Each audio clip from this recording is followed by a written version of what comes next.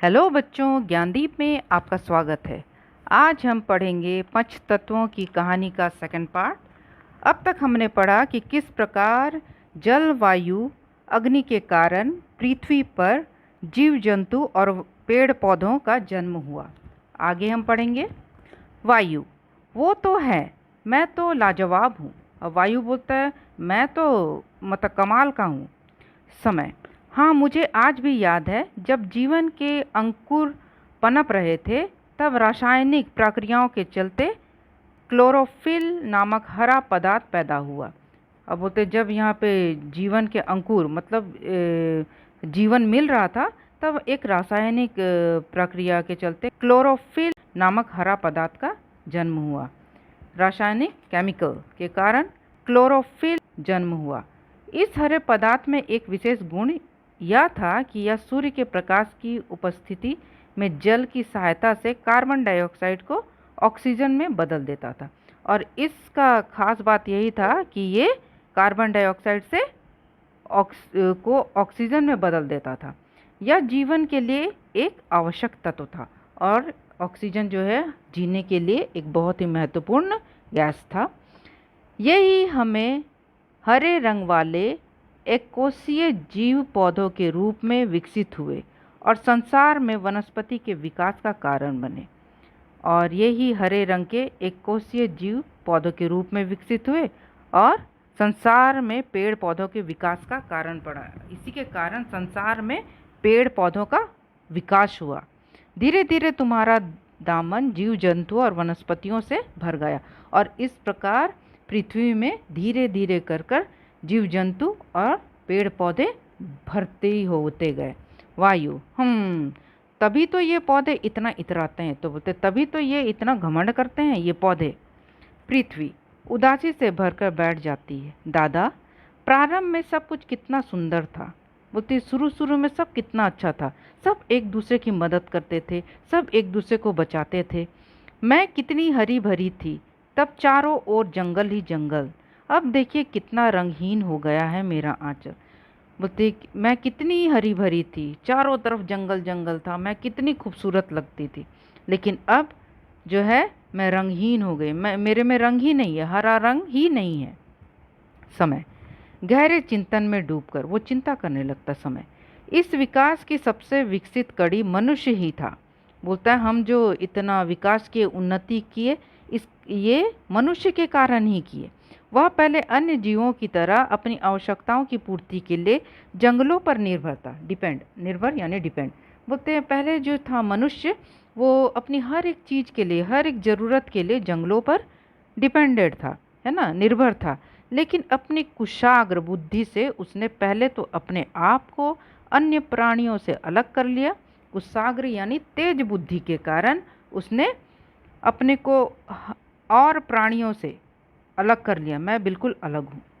और अब भौतिक सुखों को प्राप्त करने के लिए, भौतिक यानी सांसारिक सुख को प्राप्त करने के लिए मेरे द्वारा उपहार स्वरूप दी गई प्रकृति को ही नष्ट कर रहा और अपनी सांसारिक सुख सुविधा के लिए प्रकृति को ही नष्ट कर रहा है। वो ये भूल जा रहा है कि अगर मैं पेड़ पौधों को ही नष्ट कर दूंगा तो मैं खुद ही नहीं बचूंगा। अपने स्वार्थ के लिए, अपनी इच्छा पूर्ति के लिए वो प्रकृति को नष्ट करता जा रहा है, पेड़ पौधों को काटता जा रहा है। जल। मनुष्य प्रगति की चकाचौंध में इतना अंधा हो गया है कि उसने हम पांचों तत्वों को की उपयोगिता को अनदेखा कर दिया है। बोलता है ये उन्नति करते जा रहा है मनुष्य, और उसमें उन्नति करते करते इसे कुछ नज़र नहीं आता कि अगर हम नहीं रहेंगे तो ये भी नहीं रहेंगे। बस ये अपना स्वार्थ देख रहा है, पैसा देख रहा है ना।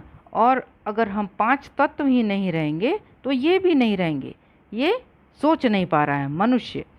पृथ्वी पर उपलब्ध मेरा 97% भाग खारा जल है। अब पृथ्वी बोलता है कि 97% भाग तो मेरा खारा जल है ना, जल बोल रहा है, जो महासागरों और सागरों में पाया जाता है।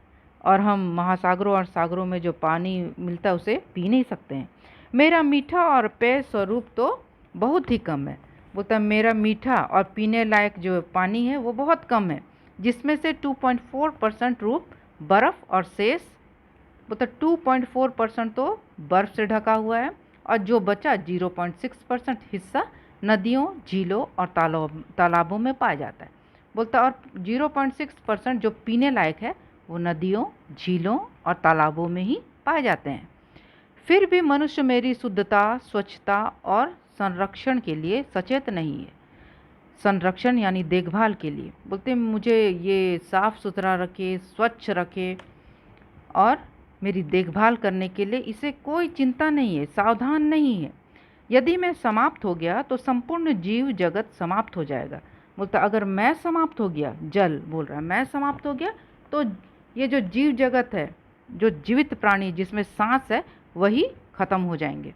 वायु खांसते हुए, मेरी स्थिति भी तो यही है दादा। बोलते मेरा भी हालत यही है। सब जानते हैं कि यदि मैं बहना बंद कर दूं या दूषित हो जाऊं तो मनुष्य, वनस्पति, जानवर कोई नहीं बचेंगे। वो तो सब जानता है अगर एयर पॉल्यूटेड हो जाए, अगर वायु दूषित हो जाए तो कोई नहीं बच पाएगा, ना पेड़ पौधे, ना इंसान और ना ही जानवर। लेकिन मनुष्य को इसकी परवाह नहीं है। बोलते लेकिन मनुष्य ये ध्यान नहीं दे रहा है, वो मतलब पूरा अंधा हो गया है और उसे कुछ दिखाई नहीं दे रहा है, उसे केवल पैसा नज़र आता है, अपना स्वार्थ नज़र आता है।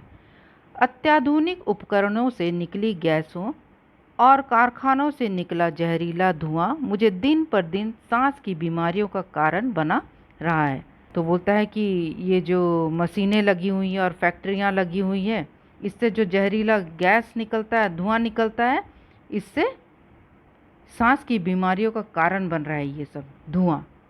मुझे शुद्ध करने वाले मेरे मित्र जंगल समाप्त होते जा रहे हैं।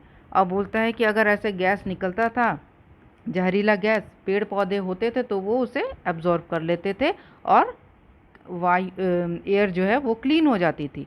लेकिन अब तो जंगल को भी काट डाल रहे हैं और वायु जो है वो दूषित रह जा रहा है, वो साफ़ नहीं हो पा रहा है। पेड़ पौधों के कारण वायु भी साफ रहता था, जिससे प्रकृति असंतुलित उत्पन्न हो गया है और बाढ़, भूकंप, चक्रवात, असमय वर्षा जैसी प्राकृतिक आपदाओं का सामना करना पड़ रहा है।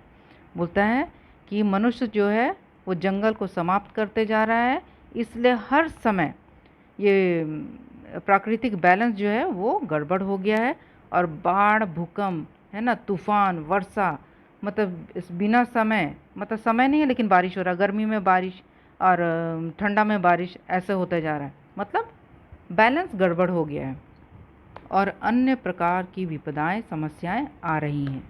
आकाश, वायु का कहना एकदम सही है। बोलता वायु ठीक बोल रहा है। जंगलों के कटने से और जहरीली गैसों से मेरी ओजोन की परत को भी नुकसान हुआ है। आकाश बोलता है मुझ में जो ओजोन लेयर है, परत है, वो भी, उससे भी नुकसान पहुंचा है जहरीली गैसों के कारण, जिससे मेरी सूर्य की पराबैंगनी किरणों के दुष्प्रभावों को रोक पाने की क्षमता कम होती जा रही है।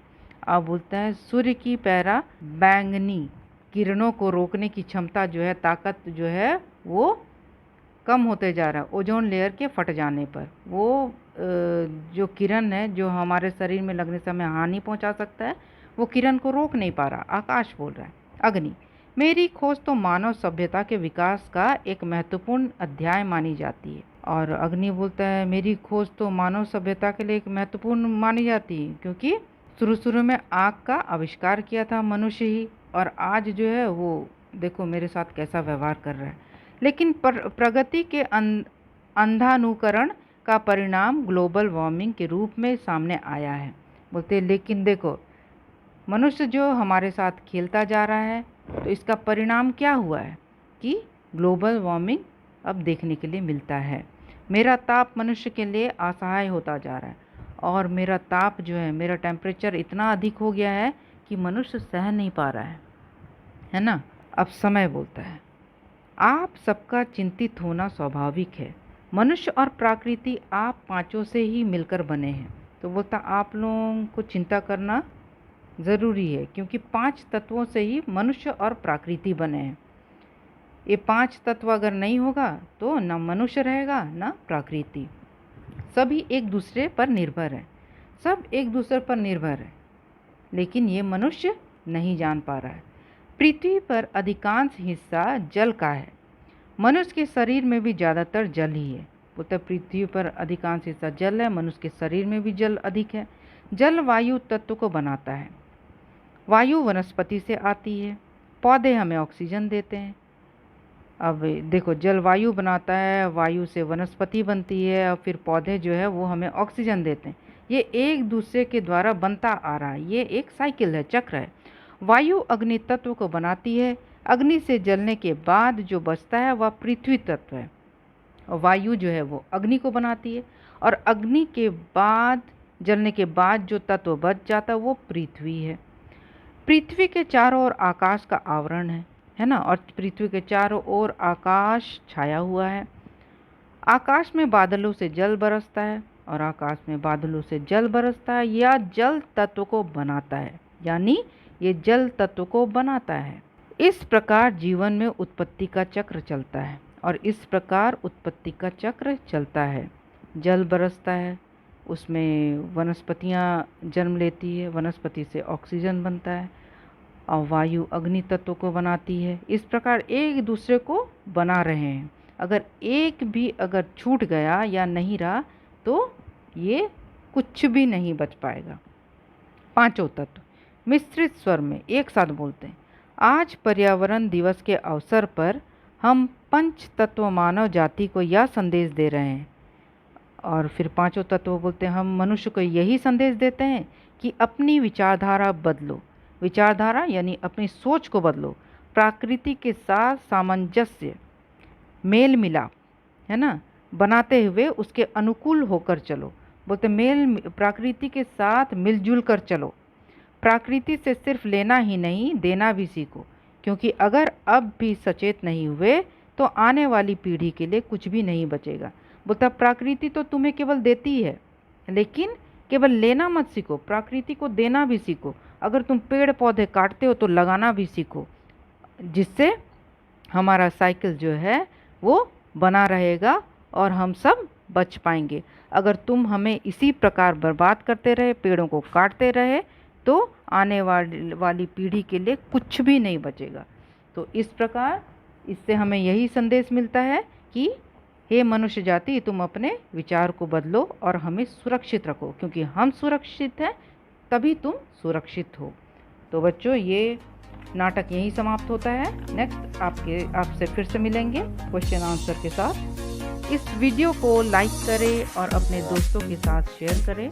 चैनल को सब्सक्राइब करें और बेल आइकन को दबाएं, जिससे मैं जब भी नया वीडियो डालूं आपको नोटिफिकेशन मिल जाए। Thank you.